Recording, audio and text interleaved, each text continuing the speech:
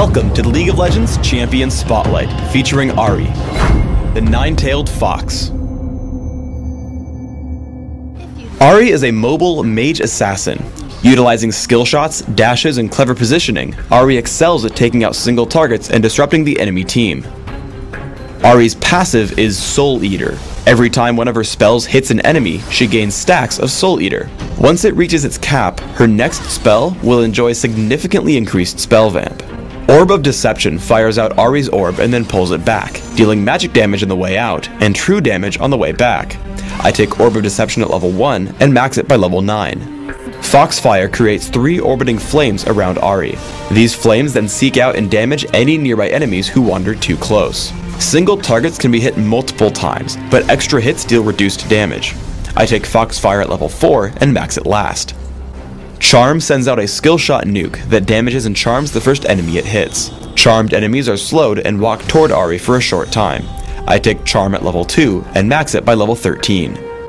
Ahri's ultimate is Spirit Rush. When activated, Ahri dashes toward the cursor and damages 3 nearby enemies. Ahri may dash twice more within a few seconds of first using Spirit Rush before it goes on cooldown. In early laning, I make sure to count the charges on Soul Eater. Once I've capped it out, I use Orb of Deception to hit as large of a minion wave as possible, returning the most health I can. After learning Spirit Rush, I head to gank other lanes. I make the mistake of leading with Charm instead of waiting for a clear shot. However, I Spirit Rush over the wall and then dash away from his turret in case I get locked up inside turret range. Yorick and I take him down and then Skarner appears. I tag him with Orb of Deception and activate Foxfire, walk on top of him, and take him down before retreating with Yorick. As my team sieges the middle turret, I try to poke as much as possible with skill shots. Landing Charm means I get Orb of Deception without any dodging.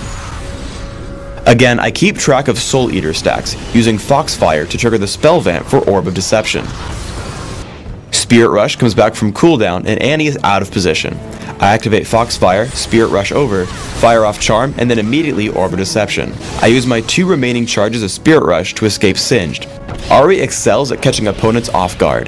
Here Malzahar is attempting to defend his base, but a quick Spirit Rush into Charm locks him up. I follow with Foxfire into Spirit Rush and a point-blank Orb of Deception for the kill. With my final charge of Spirit Rush, I escape from underneath the turret. Once everyone gets together for the fight, I try to keep my distance and just dish out damage with my basic spells until I notice an opening. Once Lux gets low, I charge in with Spirit Rush twice, turning back to hit Singed and Skarner with Spirit Rush, Foxfire, and Charm. As Singed tries to escape, I flash for Orb of Deception, able to easily clean up Skarner in the resulting 4 versus 1 fight. Our opponents catch us near Baron. I open up on Skarner because I can't assassinate anyone with so many crowd control effects on the enemy team. We're able to kill him rather quickly as I use Spirit Rush not to dive onto enemy champions, but to damage the surrounding enemies, Skarner and Singed. Once Skarner falls, I look to take out squishier targets like Annie, landing Charm and Foxfire to pick up the kill.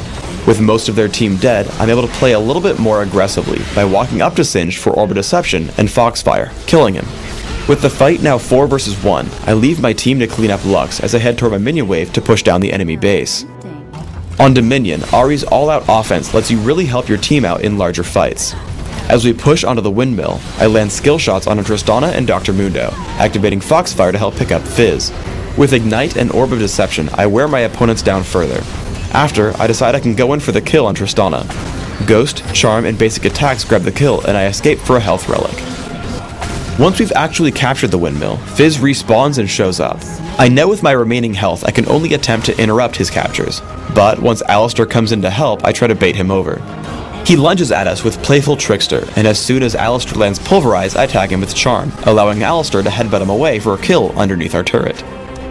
It's important to note that landing skill shots is extremely vital when playing Ahri. I spot Heimerdinger heading in toward the Speed Shrine. I try to lead him with Charm, but he dodges by stopping in place. He dodges Orb of Deception by turning around, but by using Spirit Rush, I hit him with the second half of it. Now out of cooldowns and missing half my spells, I foolishly chase Heimerdinger through his turrets, falling to their damage output and his rockets. When you do land skill shots, it's a much different game. As Heimerdinger comes down from the windmill, I land Charm successfully. This lets me hit Orb of Deception without him dodging. Between Foxfire and Spirit Rush, I clean up Heimerdinger extremely quickly and start to capture the point.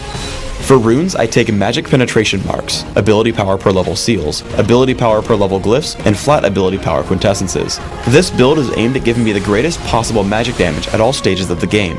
My masteries are 2109, taking all the magic damage and ability power increasing masteries in offense, while taking bonus mana, mana regeneration, and increased neutral buff duration in utility. I take Ignite and Flash for summoner spells in Classic, subbing out Flash for Ghost in Dominion. In either case, I master all my summoner spells in their respective trees. In Classic, I open up with a Sapphire Crystal and 2 health potions.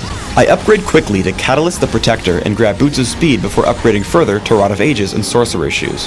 I then start major ability power purchases through Raven's Deathcap, Will of the Ancients, and if required, Void Staff. I then buy a Lichbane and consider selling Rod of Ages for Rylith's Crystal Scepter. In Dominion, I take a similar build, but open with Prospector's Ring and Boots of Speed while skipping the Rod of Ages. I follow the same path as before, taking Rabadon's Deathcap, Will of the Ancients, and seeing if I need Void Staff to combat my opponent's magic resist. Like in Classic, I also take Lichbane and Rylith's Crystal Scepter.